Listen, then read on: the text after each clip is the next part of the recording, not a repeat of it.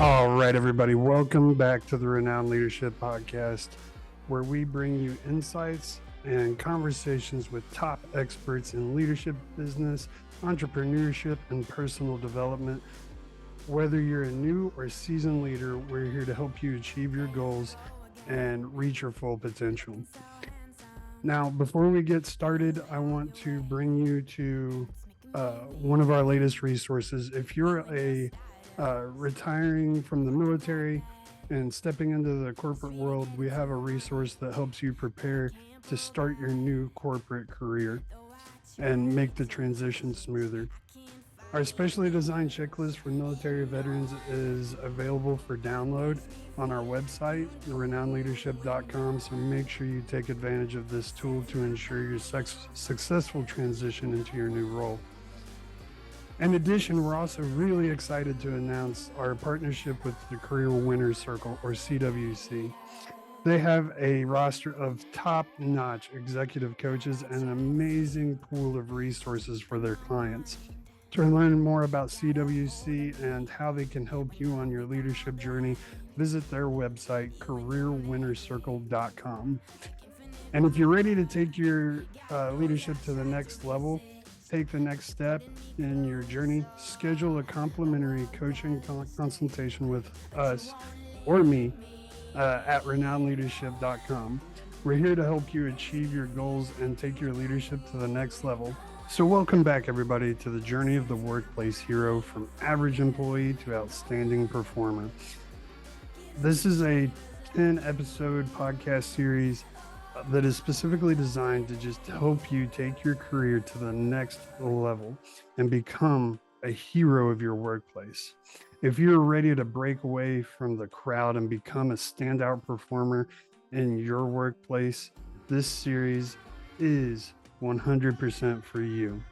With topics ranging from leadership and communication to time management, and far beyond that, our expert guests will share their insights and expertise to guide you on your journey to becoming a workplace hero. So get ready to unleash your full potential and transform into the workplace hero your workplace needs. Okay, with all that being said, it is an absolute honor and my pleasure to welcome back to the Renowned Leadership Podcast, Nanette and Virginia from the Lively Office. This is their second appearance on the podcast, and if you haven't heard, I think it was the third podcast we did, where we did with Nanette and Virginia. You definitely need to hop back and go listen to that podcast as well. But today, Nanette and Virginia are back with us, and they are going to be uncovering the ever-evolving role of human resources, or HR. They're going to be unpacking the true roles of HR, how to be a better professional if you're an HR professional, and most importantly, in my opinion, if you're not in HR, how you can effectively use HR to their strengths, and get HR just to work for you and really help you out in your leadership journey. HR, in my experience, is an invaluable resource, and I couldn't live without them. And so they're bringing tons and tons of years of experience. I think combined they have 30 years plus of HR experience leading HR departments. So they know what they're talking about. It's a great conversation. I'm really excited to bring it to you guys. And as always, links and everything for them will be in the show notes. So make sure you go check them out and give them plenty of love. So without further ado, everybody, here we go.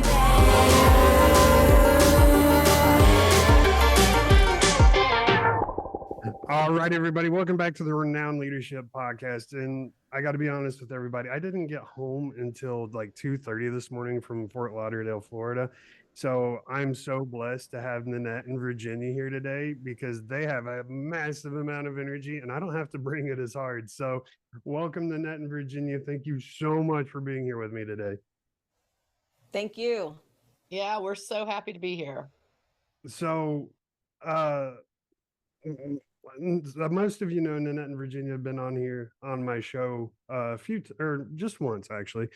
But I asked them back because they are the HR experts, and I wanted to, as we're going through this series of becoming the hero of your own workplace journey, um, I felt like it was important to really dig deep into human resources or HR and really truly understand what HR is and how it affects you, how it can help you, and really get rid of that stigma that comes along with HR. And Virginia, you actually surprised me because you're like, I didn't even realize that other people hated HR. Like, why is that? Why were you oblivious to that? Well, I guess my perspective was so personal. So I just thought, okay, I can feel being a member of HR that people hated us. True.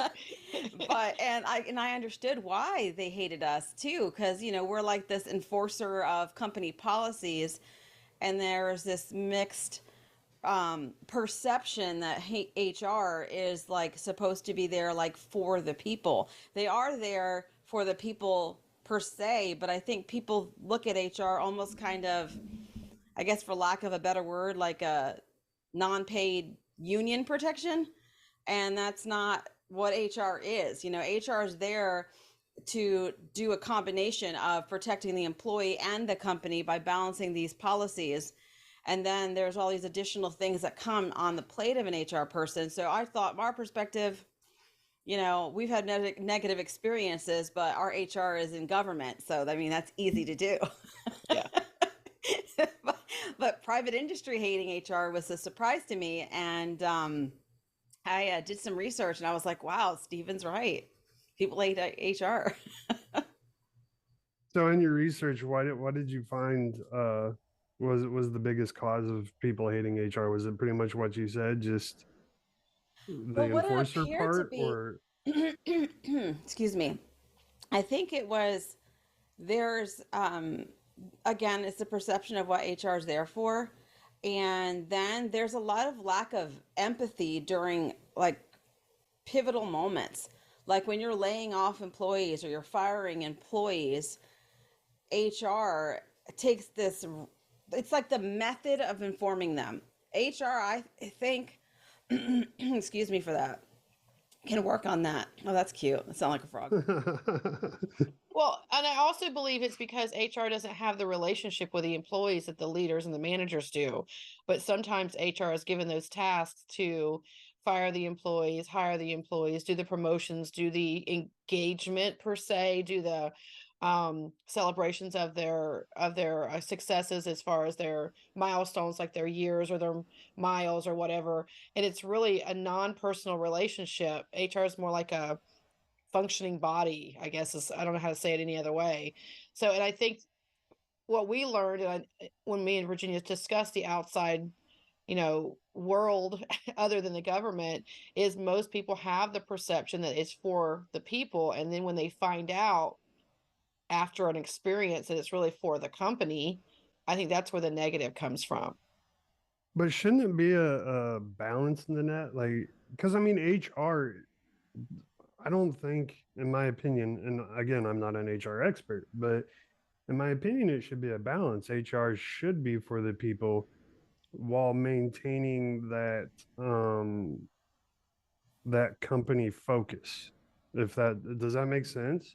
Because I mean, human resources. I mean, it's in your title. You're the people's resource to everything they need to get done.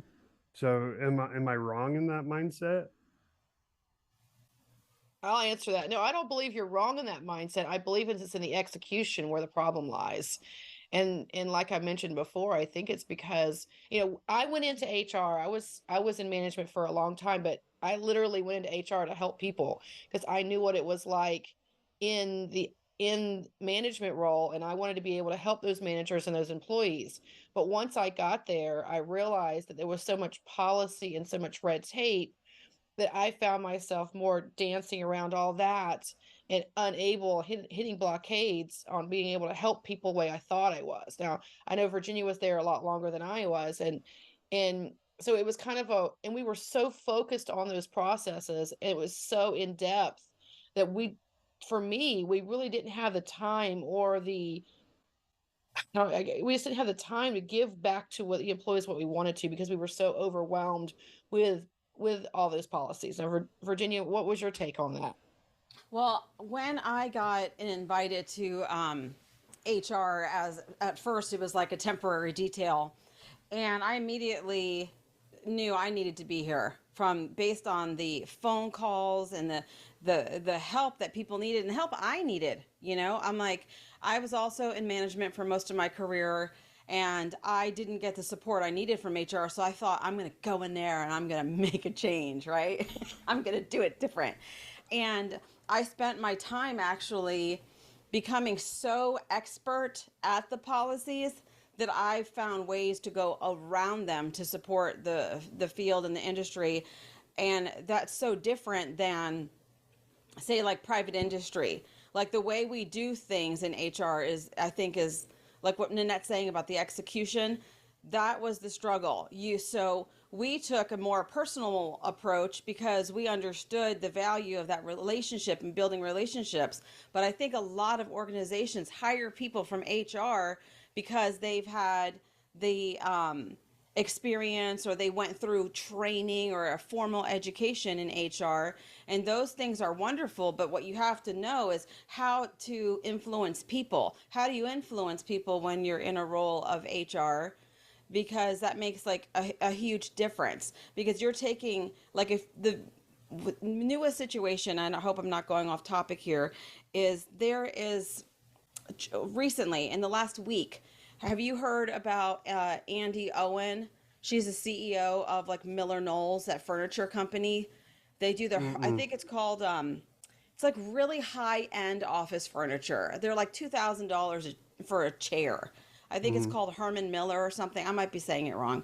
So, anyways, she has a leaked out Zoom video that employees leaked out, and I love the idea. I'm like, why didn't I think about leaking out videos?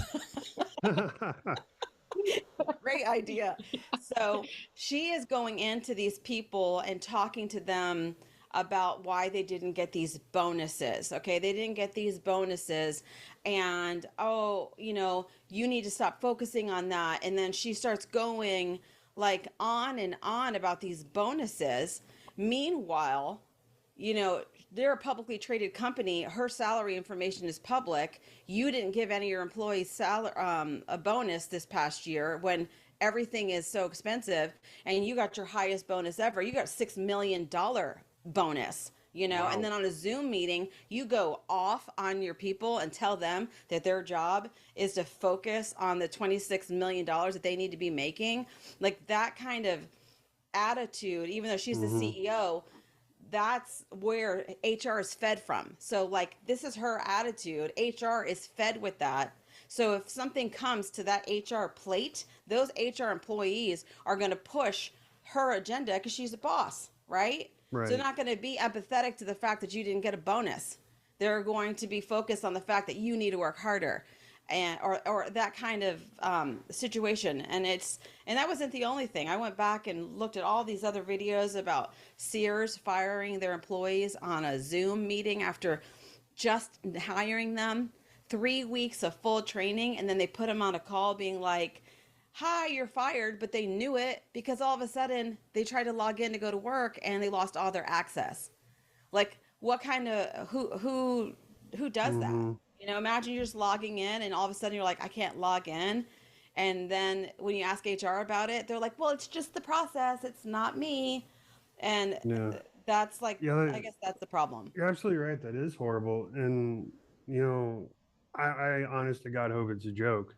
Um, but, Elon Musk buying Twitter, and then all these videos came out of Elon being on these Zoom calls and asking him questions, being like, "Can't wrong answer, you're fired. Goodbye."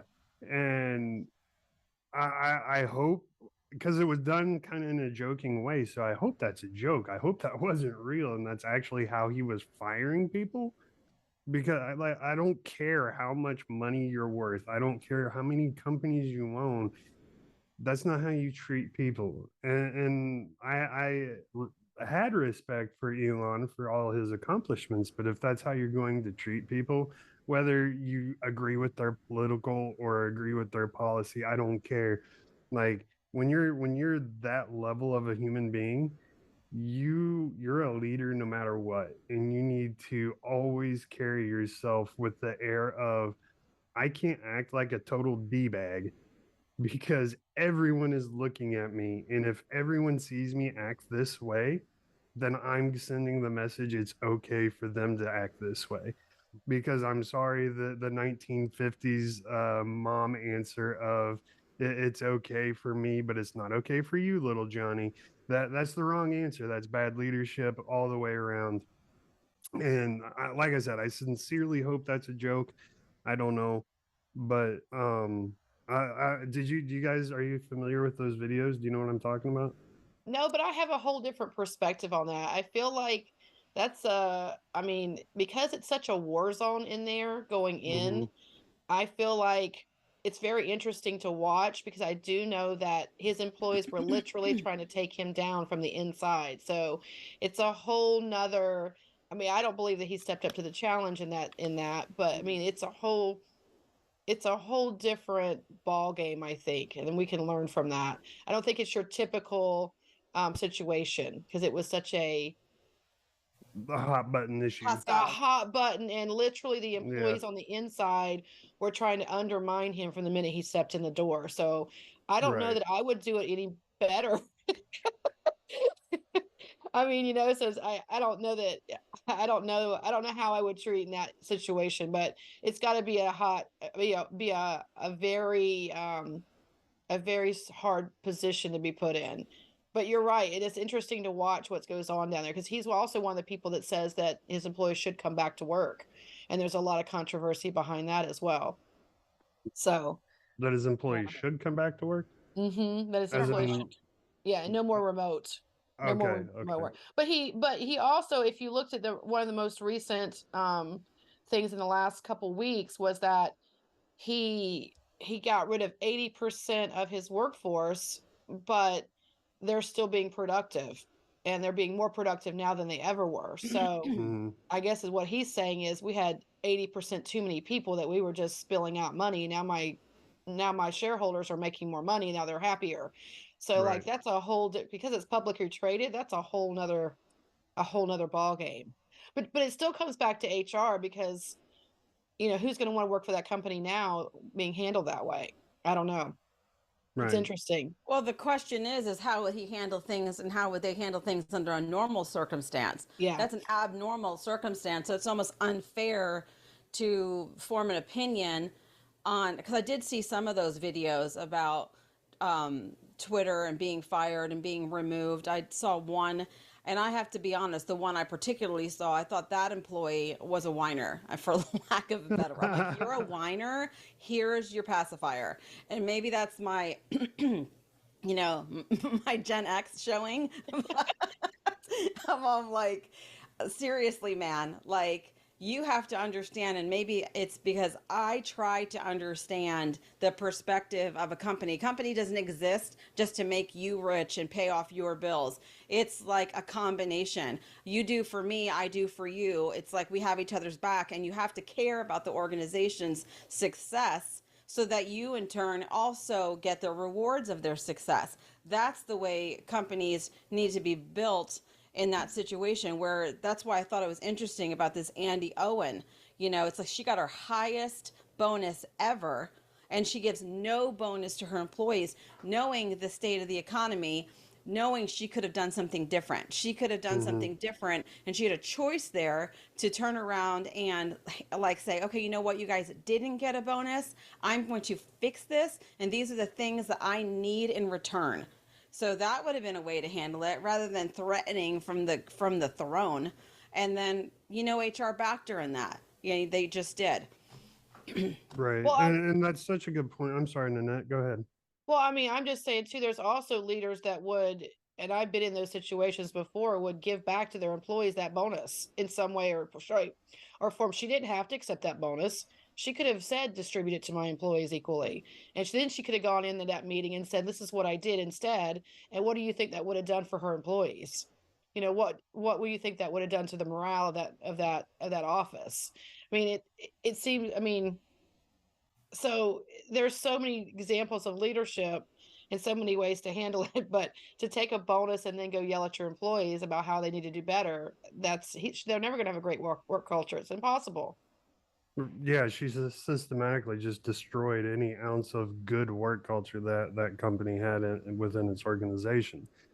And you brought up something earlier, Virginia, that I thought was really important is the HR director works directly for the CEO or the president of the company, Hmm. right? There's no, typically in my experience, there's no in between when it comes to human resources. You have the CEO, HR director. And so you said that the CEO feeds the HR director, which in turn is the one that dictates how HR operates. So how do you go about if you have such a toxic CEO and I'm the HR director of that company?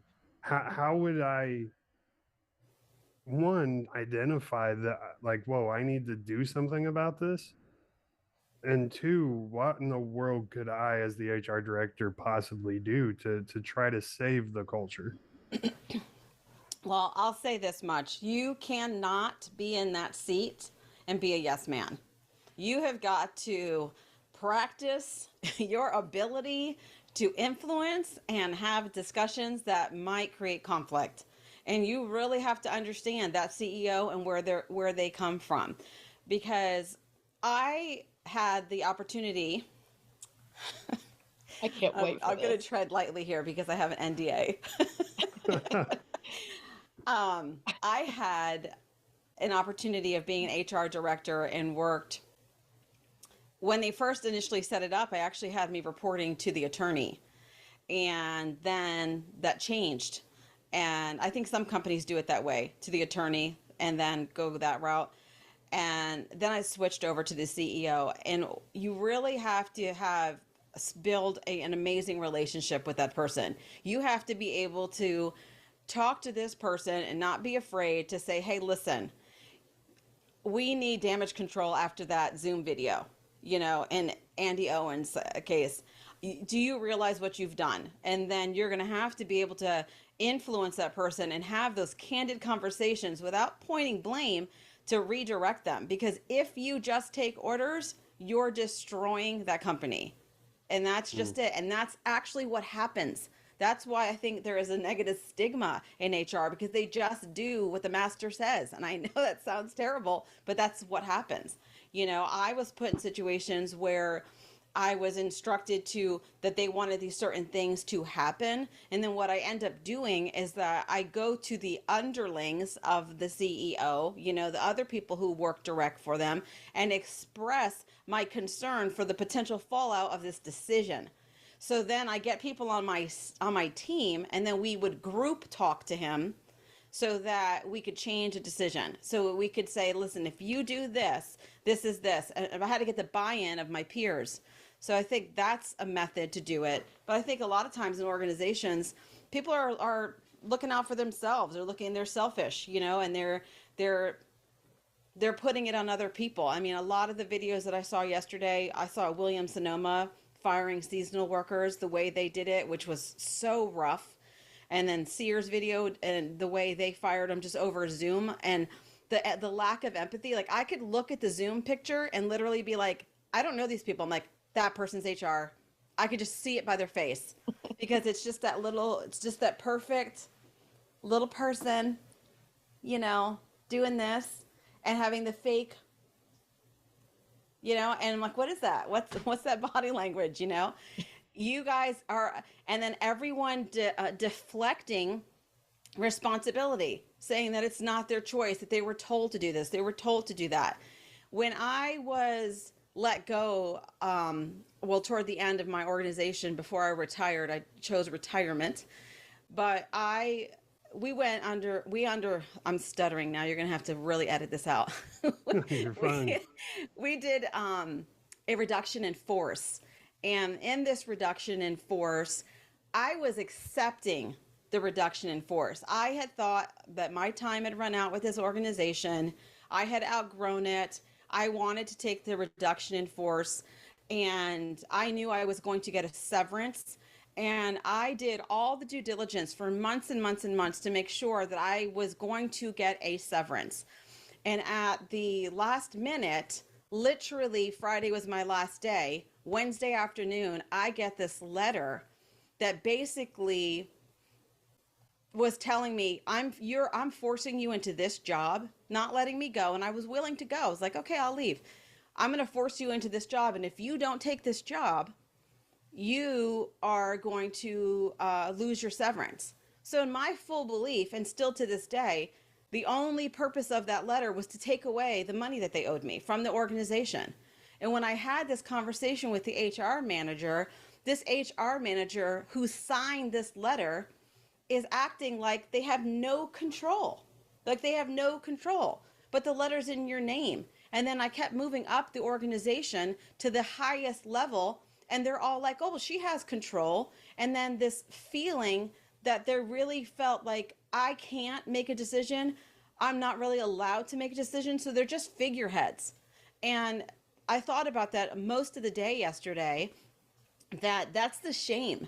The fact that this individual was not willing to stand for me, even though I had laid out document after document after document supporting the decision to allow me to go. Like she could have said, she didn't have to do the work. She could have taken my work and been like, hey, this policy supports it. This policy supports it. This document supports it. I made this decision and I'm doing it. But nobody wanted to take the responsibility. So that it ended up at like over a year of war between me and the organization, and a lot of money spent on my side with an attorney, just simply because she felt she was powerless. And I think a lot of HR people feel like they're powerless. They just do what the master says. And I know I keep saying that, but that's what it is. And at least my perspective, that's the constant. That's what I saw from the Sears video. That's what I saw from the Williams Sonoma video. They were all like powerless, where what they could have done was been like, hey, listen, I know my name is on that letter, but you know as well as I do that I will be fired if I allow this to go. Or I will stand up and I will say something. Just give me something. You know what I'm saying? Admit that I'm right and that you're a liar. Do something. At least that way I can say, okay. But to keep acting like you're powerless, and when you're in a position of power, like an HR director, blows my mind. I'm like, how? How are you powerless? And that was where it was time for me to go. Because I had become this person who I was constantly fighting the man. And I was like becoming a martyr for other people who, I mean, Annette, throw me a bone here. It's very true. And what's interesting is, I think Virginia, and if you're familiar, this is going to be like totally off, but I've been thinking about this as she's talking. If you're familiar with the DISC model, it's very common to have and S's, would you say, in HR, and then sometimes some C's. You don't have many D's in HR because they're people, and then you get the people that are like non-confrontational that get in HR because they want to make everybody happy, and because they love people, they want everybody to get along and they have the harmonious. But there's not enough D's in HR. There really isn't, because D's have to be the people that stand up for other people and, and fight that fight. And I think there's so many people in HR that, because they love people and because they don't want the conflict, they try to make everybody happy. But ultimately it comes down to making the boss happy because they don't want that conflict. And I think that's where, I think we could upset a lot of people about HR, because I don't believe HR has the teeth almost to be able to fight for the employee like Virginia and I did. I mean, like Virginia fought way harder than I did, because I'm like, I don't know if I want to throw my glove into this battle, but she was. I'd have to tell her all the time to put the sword down, Virginia. Put the sword down. Like, some of the emails that she wrote, I'm like, just put it down, put the sword down. It's not worth it. It's not worth what you're going to have to put up with later to fight that battle for such a little tiny, reward. But I don't think there's enough people in HR. And I think HR is so trained to please the masters, as she keeps saying, that the employee gets left by the wayside. And I think upper management also throws the responsibility on them as like a way to like be out of it's not my fault. HR did it. It's HR policies. They are like HR do all the work for them and blame it on them in a way. I'm so glad you bring that up because in my experience and in my research, that is one of the things that I've learned is that HR is nothing more than a human scapegoat. A lot of times for leaders, it's hey, we got to work an extra 20 hours this week. Not me, it's HR. HR is saying, HR has absolutely nothing to do with distribution, but it's HR's fault somehow. I've that is a actual experience of mine. Um, I've heard, hey, we got to lay 10 people off. I'm so sorry. This sucks. It's HR. What can you do? HR sucks. And I feel, and it isn't just like the mid to low level leaders and executives, it's all the way to the top brass use HR as a scapegoat when they're the ones in control of HR. Mm-hmm. And I feel like that is in my opinion, and in the research I've done and the experiences I've had, that is the sole biggest reason that people hate HR so much is because as an hourly employee, you're taught that HR is your enemy. You're taught that all the bad things that the company does or the stupid decisions that the company does or these, I mean, I'm sure you've done, oh yeah, of course, your government, you've had to do the million of stupid online tests. Like, and you're just like, why am I doing this? This is stupid. I just spent 2 hours clicking yes and next, and this was a total waste of my time. And we're taught that that's HR's fault. When HR typically they're just doing what they're told. They have absolutely nothing to do with those decisions, and especially if it comes to something distribution, like HR has nothing to do with that but yet they still somehow get blamed for it. So I think as leaders, we have to stop using them as a scapegoat and just holding down the fort for ourselves and being like, look, I'm sorry, times are tough and I got to lay 10 people off, that's just the way it is. I'm so sorry. You don't need to blame someone else. Well, and that's one of the things we used to teach in our leadership class is, when you make any decisions for your employees and you give that information to them, you take responsibility. You take responsibility for that, because if you're not, you're giving away your power and you're giving away that respect. So I think that you're right about that. I think HR is, HR is the policy enforcers. They're enforcers of the union contract. They're the ones that make sure you follow through on the policies. They're the ones that follow you around and make sure you check off all those boxes. And I think, yeah, it's a really catch all for a lot of things. Virginia, I saw you had something to say there. I was just thinking, although I'm not like the biggest fan of Mark Zuckerberg, when he did his layoffs, I was actually impressed with him because he went on there and he posted a video for his employees and he was like, listen, this was my responsibility. I'm the CEO. I'm the founder. I'm the one who's been running this for 10 years. This was a decision I had to make to keep this company successful. Like, he could have so easily dropped that on HR and then they could have acted all crazy, taking the brunt of the hostilities from the employees when they found out. And he didn't do that. So I thought that was impressive. I was thinking that, like, when you said that about the responsibility, that's, I think that's what people want. And I think people can understand that, if you handle it correctly. You can fire people and you can do it in a way where it doesn't create a hostile environment. You can do that because use rational thinking in that sense, and you're going to have empathy. Don't do it over a Zoom meeting. Don't cut off their access right away, before you've spoken to them. Give them time, explain it to them. Do it one-on-one if you can. So impersonal on a meeting where there's other people in the meeting, just like, well, I still have my job, drinking their cup of coffee, and they're doing other things, multitasking on a Zoom while you're telling people they're fired. I mean, this is, that's the most inhumane thing. Not only have you lost me as an employee, you probably lost me as a customer too. Well, it all goes back to the same thing that we talk about over and over. It's about relationship and relationship with your employees. There's two things. It's about relationship and what your business purpose is and whether you're communicating that or not. And if you communicate what your business purpose is, and when Mark Zuckerberg sat down and talked to them, I'm sure he talked about what the vision of the company was and how the decision he made was based on the vision of the company. And if he'd been communicating that to his employees all along, they might not be happy with it, but at least they could understand his decision.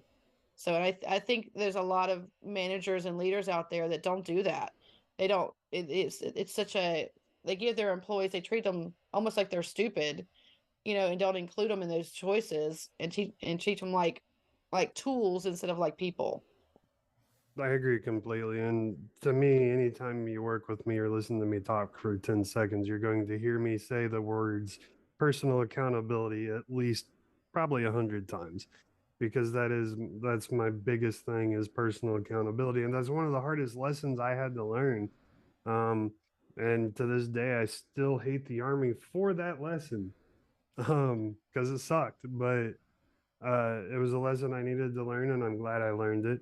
Um, but yeah, personal accountability, and I didn't know Zuckerberg did that, but I do have a greater respect for him, knowing that he did, because that is an incredible way to go about handling your business.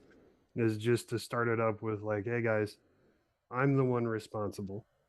It's me. I made this decision. No one else made this decision. It was me. All blame comes to me. And when you approach a situation like that as the leader, you've almost completely disarmed the people you're talking to, because they don't expect something like that. Mm-hmm. And it's like, oh, well, now what do I say? You know what I mean? So I greatly respect Zuckerberg for that. That is very unique this day and age. So what do we do then as HR representatives? What is the best way, outside of having teeth, as Virginia put it? What's the best way we can start? Oh, I'm sorry. The having teeth, the way Nanette put it. What's the best way we can diffuse this negative stigma for HR, because HR truly is a superhero within the organization. Well, HR really is the professional group, because a lot of people who are in HR did go through formal training, whether it was going through college to get HR or doing their certifications to SHRM. So their perspective, I think they try very hard to be professional, and they definitely hold a very critical role in a company, and they're protecting their employees and their rights and the well-being of employees. So I believe that HR professionals that they want it to be a positive work environment. I think the struggle is it's that learning how to balance. It's learning how to balance the needs of the organization versus the rights of the employees, because they have things that they can't just do things because a CEO wants them to do. There's rules. They have to follow the Department of Labor. They have to follow wages. Every state has a rule. Every county has a rule. So it becomes very difficult, and if you're a global company, then you've got that situation.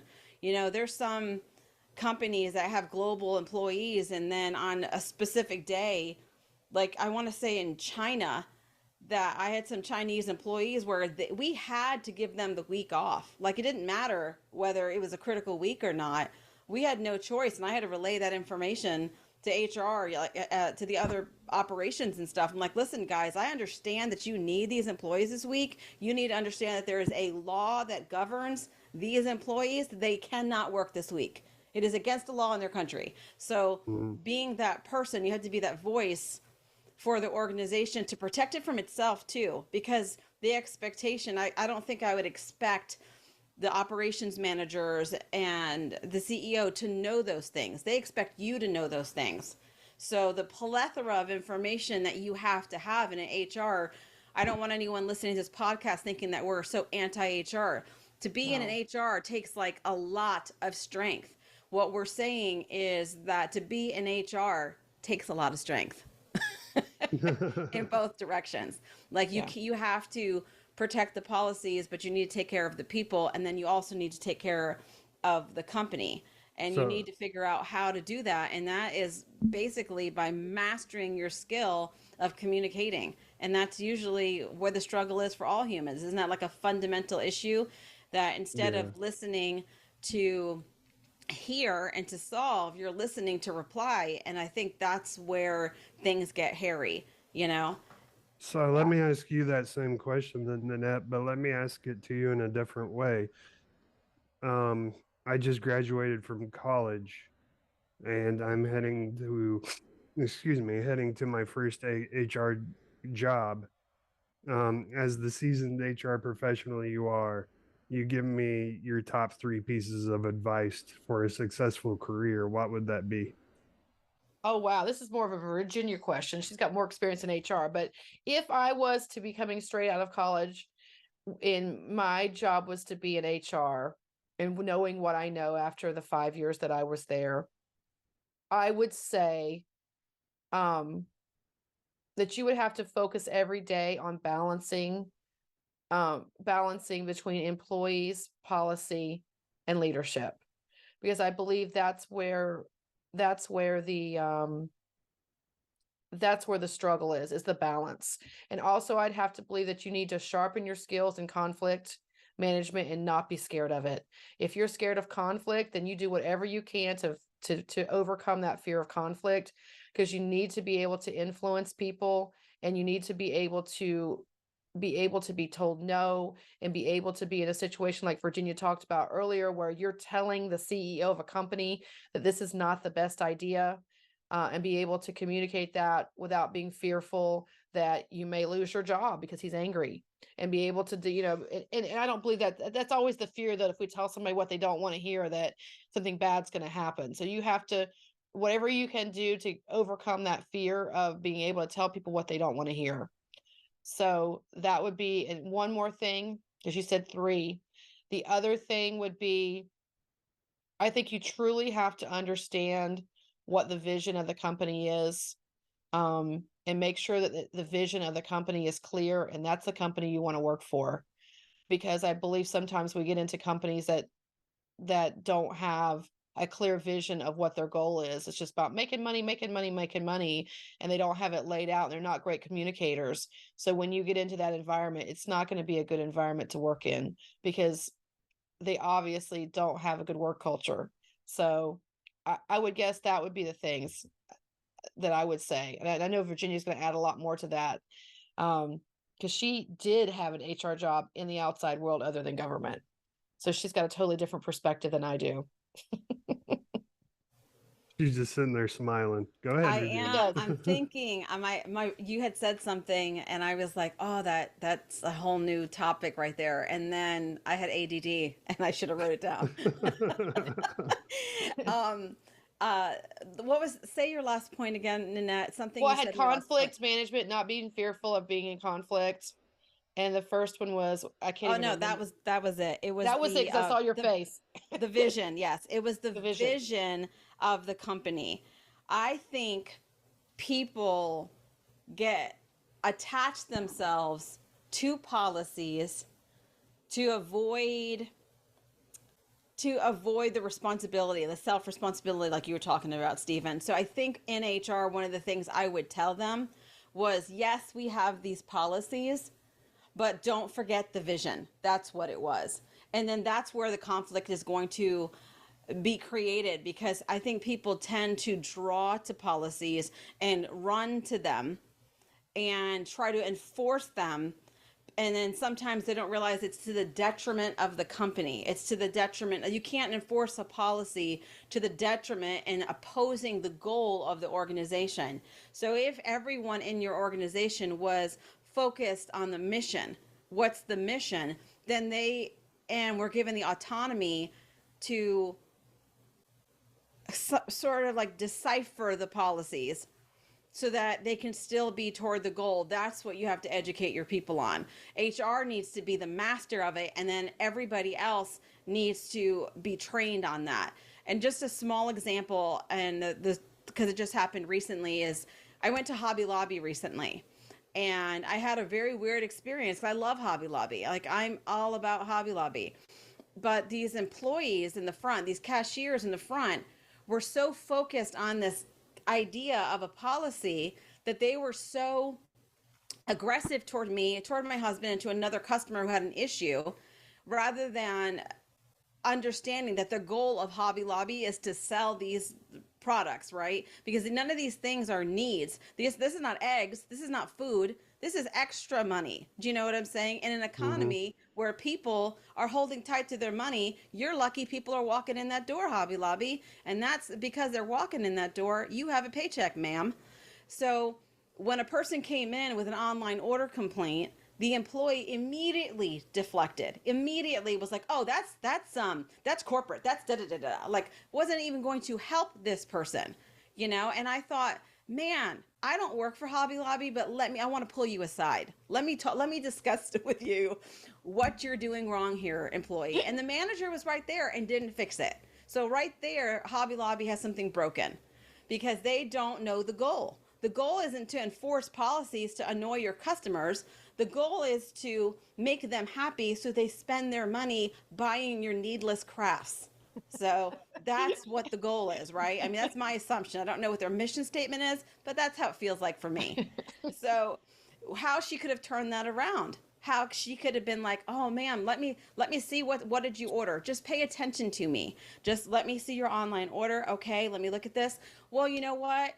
We locally don't have the access to these online orders, but let me see what I can do to help you. Let me see, give me the attention, allow me to complain.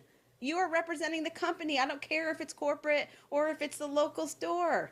Allow me to complain, allow me to fix my problem. And that lady wouldn't have walked out so angry because she just wanted to be heard. She just wanted to be heard, just the same way they want to be heard from their internal customers. So I think that's the problem, is that people attach themselves to policies and enforcing policies rather than recognizing that the main scope is the mission. What's the mission?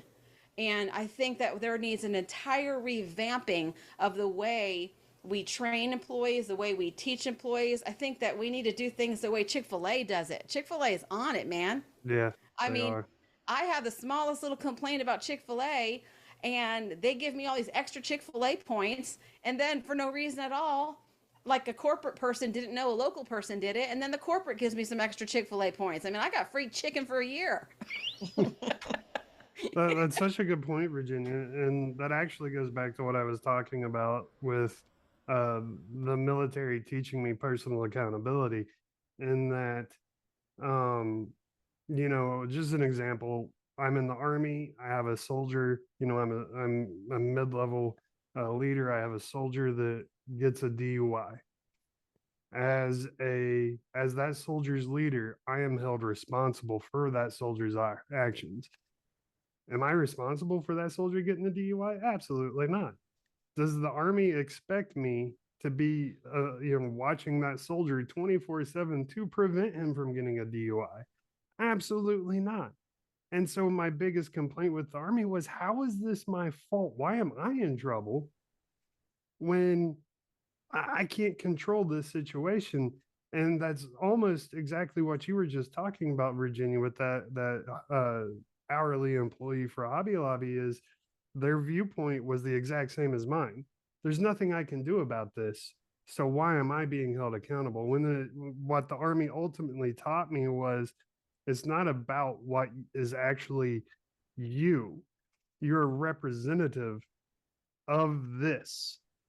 Therefore, everything goes up and to the highest point it can, rather than roll down like everyone thinks it should go up. So you are the point for this customer and the company. Therefore, it is your responsibility. Yes, I understand you have nothing to do with online orders. You probably know nothing about online orders. You probably don't even know how to help her fix the online order issue.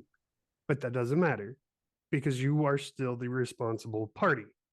And so I think that's really something that we've just all lost is the ability of that understanding of that is what personal accountability is. It's yes, I'm not directly responsible. There's absolutely nothing I could have done to prevent this, but as the representative, I have to take the blame. I have to take the responsibility, and I have to do my best to fix this situation. I think you muted Virginia.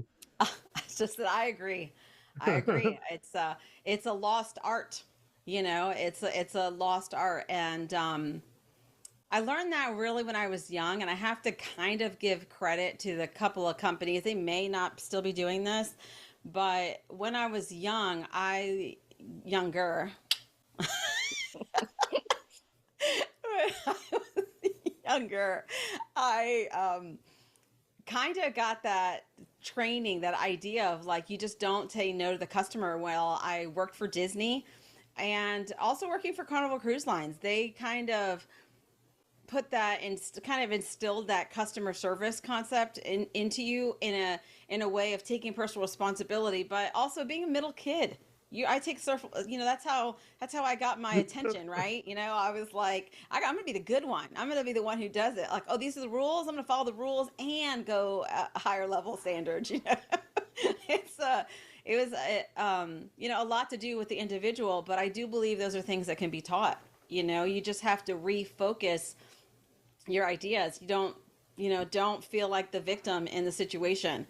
Right. And also taking customer complaints. If you can start managing customer complaints, I think everybody has to do a turn on the complaint call line, because if they learn how to do that, if you learn, and that's a skill, because it Mhm. tests your patience, it tests you to the core. If you learn how to do that, you can handle anything. You can. And I have to give that credit as well, because working with the public, oh my god, that Yeah, takes a skill, it does. because they don't care about your policies, they don't care about the rules, they want what they want, and you really have to learn how to educate them and help them all at the same time.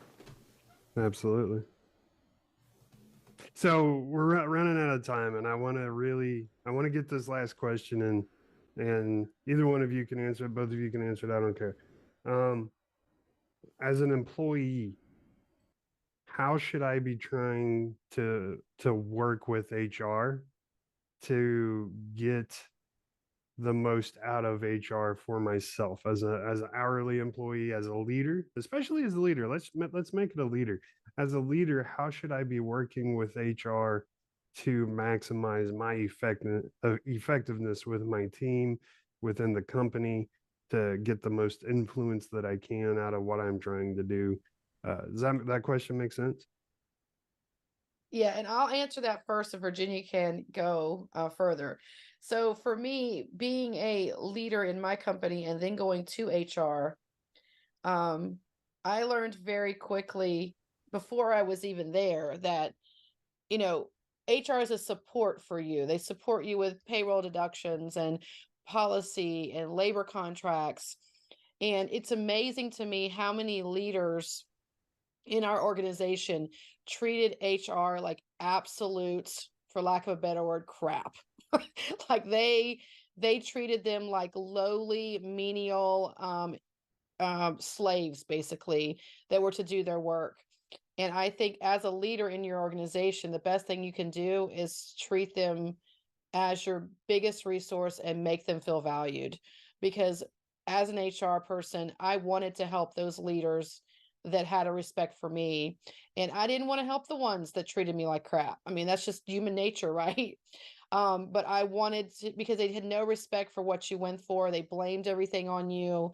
So as a leader, I would say create that relationship with your HR professionals and value what they do. And that's just my one piece of advice for leaders. What about you, Virginia? I'm so glad you brought up that point because I didn't even think about that piece. And that is a huge problem because HR has such a big role in the organization and they probably are the most disrespected and they should have a seat at the table when it comes to the other directs and the other departments and companies. I am not sure why that exists, but that is, I think that's a fundamental problem. You know, that's an Let me jump action. in real quick. You're because this is something I didn't realize until recently. And so I'm going to assume our listeners don't realize it either. And I think this is what you're talking about is that, uh, distribution is going to have a president and vice president of distribution. Uh, you know, uh, your stores are going to have VPs and presidents of the stores if you have stores like your online presence, whatever that's called within your company, that's going to have a VP and a president of that.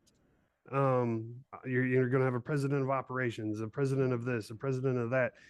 But always on almost in every single organization I've ever worked with, the HR highest rank is director. That is not even an equal title. They get director of HR. They don't get president of HR, and they're not invited to the C-suite table. That's what you're talking about, correct? That is what I'm talking about. And the funny part is that that person in the HR director role, and I guess it depends a lot of the hierarchy of organizations. In the last organization that I was in, everybody was a director, and I was a director. You know, there was a director of finance, a director of this, a director of us. So we had the same title, so it wasn't that. But you bring a good point. That also is another punch in the gut because you have to know about all of those departments. I need to understand as HR, your operations piece, your finance piece, your online, your retail, your customer service, your distribution. I need to have a full understanding of all of those departments. They only have to know their own, and then I'm not having a seat at the table because they don't understand and recognize the value of HR. And I think that's a fundamental problem as well. So, and that comes again from the CEO not fully understanding. They think that you're just a paper pusher or that you're just, and then people accept the role, which it turns around and creates a problem again, because, okay, that's how you're going to treat me and that's what you're doing for me, then that's what I'll do. So then the company ends up being broken when the one glue that holds it all together is the HR. I don't think companies use HR the way they should. I don't think they hire for HR the way they should. I don't think if you're in HR and you never managed a group of people, you shouldn't be in HR. They should force you to go out into the organization and run a team, run the distribution, run a customer service, run a retail shop before you get to come up here. Because if you don't know how to lead people, how are you advising leaders how to lead people? And I think that's just a whole nother It's a whole nother ridiculousness. podcast. I mean, not trying to toot my own horn, but in our human resources department that we were in, I'm going to tell you for a fact, some people who had key roles could never run an operation. Like I want to see it because I would laugh because I could run an operation from my bed faster and easier than they could if they went in every single day. And it's just amazing that they were in these key roles of HR. And, we have this expectation for them to be professional and to be honest. And sometimes they're the worst ones. They treat people like dogs. You have HR professionals that they are nastier to their employees in the HR department than what's happening out in operations. So, and I see that personally, I was like, and that surprised me. And what when Nanette and I brought to the table is that we came from that. We always led people, and now we're in here and we're feeling kind of paper pushing people, which was a hard adjustment. But then at the time where it was critical, we were able to use our ability to talk and to communicate and to end conflict and to hold HR to a higher standard. And then we started getting a seat at the table. I mean, toward the end, we had a seat at the table, but we had to fight for that seat. And I honestly and I directly believe that we had a leader as well, our manager, who also came from an operations.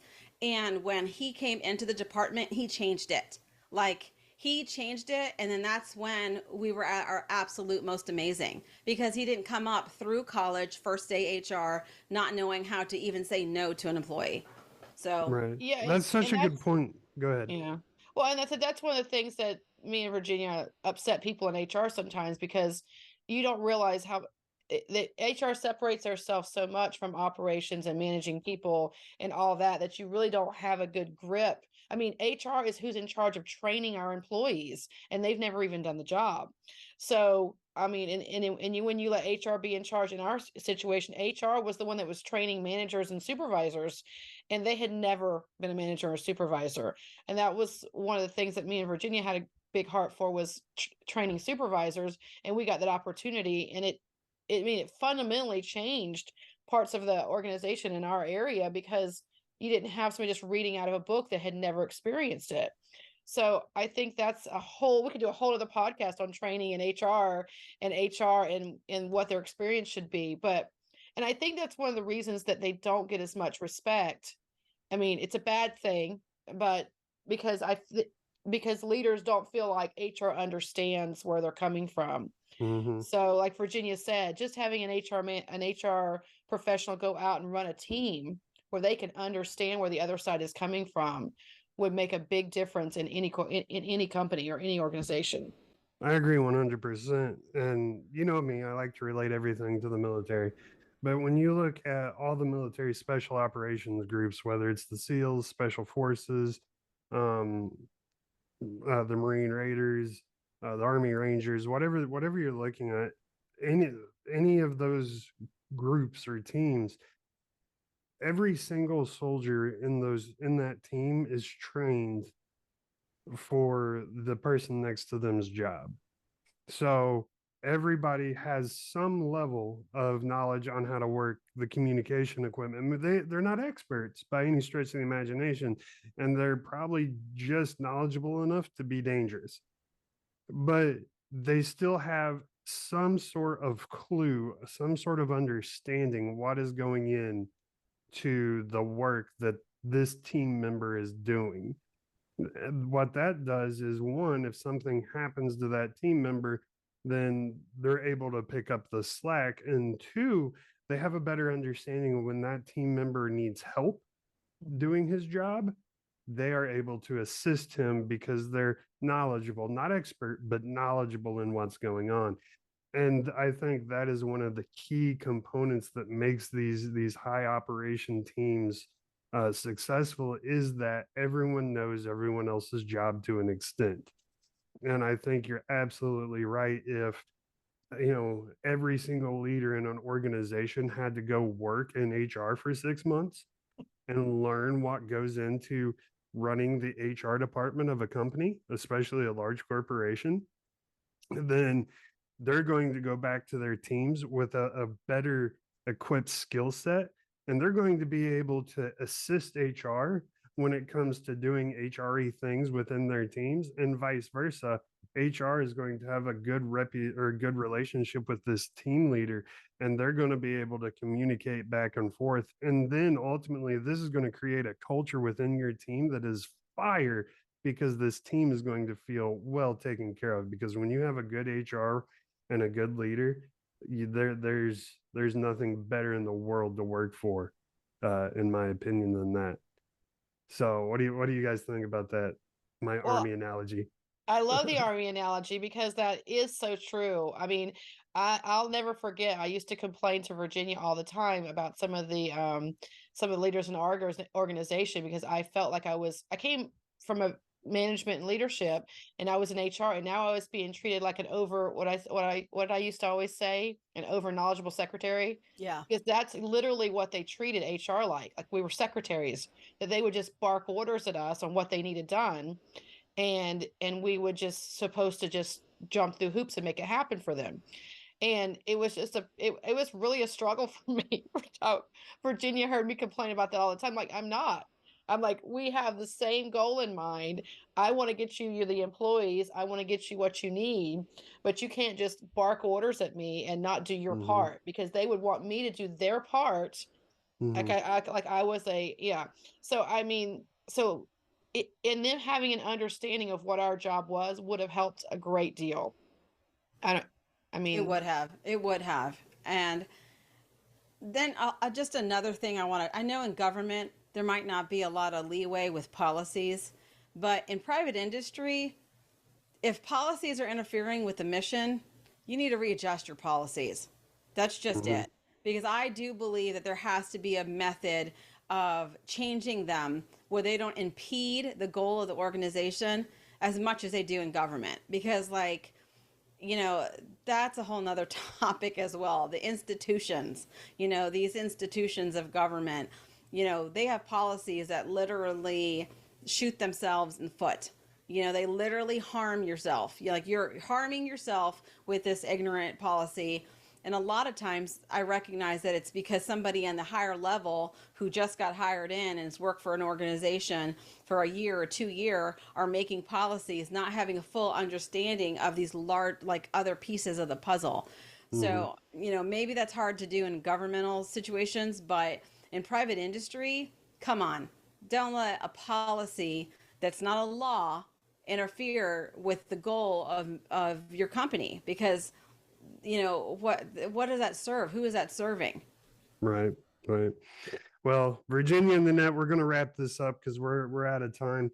Again, I thank you guys so much for being here. I always love talking to you two. You bring so much fire and energy. I absolutely love it. And it's always so much fun. But you know the rules.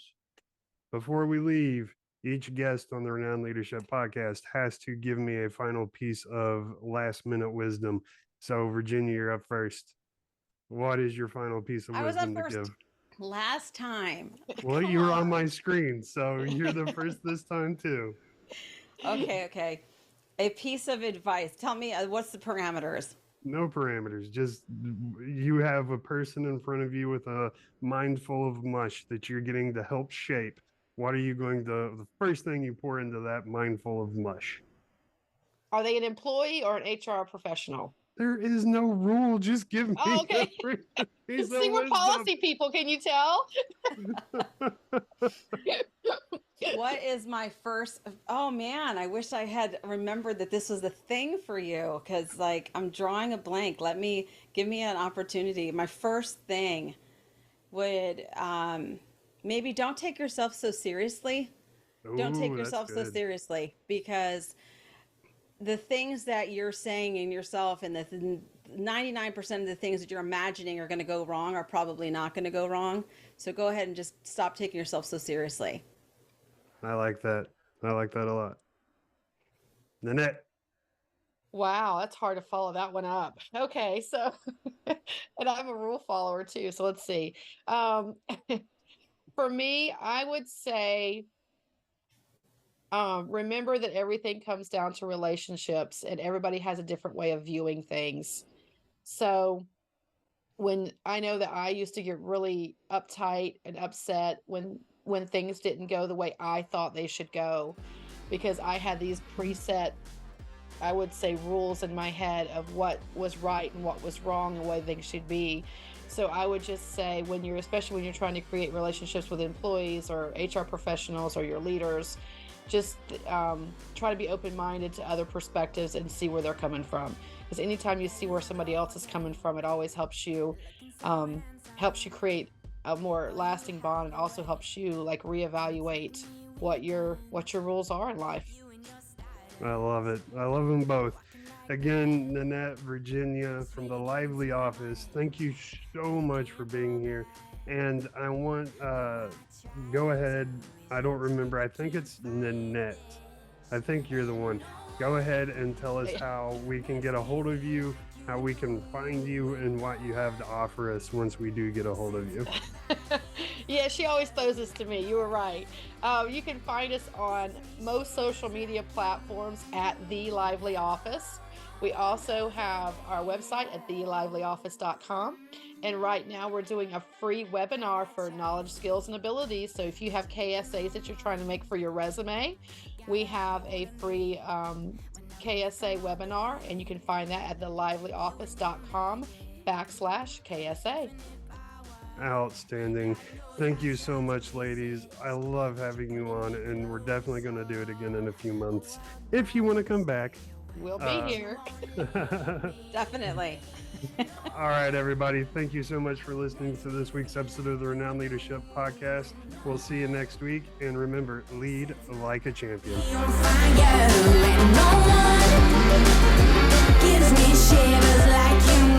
All right, everybody. Thank you so much for listening to the Renowned Leadership Podcast. We hope you gained some really valuable insights from our conversations with top industry leaders and experts. And don't forget to head over to renownedleadership.com to download our free checklist that is specifically designed to help military veterans transition from the military to their new corporate jobs. You can find it at renownedleadership.com.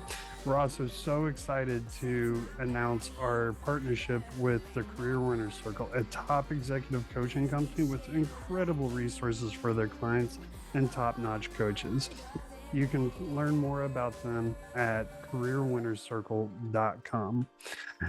And if you're interested in taking your leadership skills to the next level, don't forget to schedule your complimentary coaching consultation with me at renownedleadership.com. Again, everybody, I just want to say thank you. I know I say it all the time, but I truly mean it. I greatly, from the bottom of my heart, appreciate you guys listening, giving us your likes and your love and your feedback. Truly a blessing, and I really appreciate it. Make sure you share some of that love with Nanette and Virginia. Their links are in the bio, their socials are in the bio, so make sure you go check them out and give them tons and tons of love. Make sure you hop over to Renowned Leadership afterwards and check me out, or go to the careerwinnerscircle.com and you can check me out there as well. I hope you guys found this discussion with Nanette and Virginia about HR insightful, helpful, and I hope it will help you further your careers and your relationships within your workplace. All right, everybody, that wraps it up this week. Thank you so much again for listening. And don't forget, lead like a champion.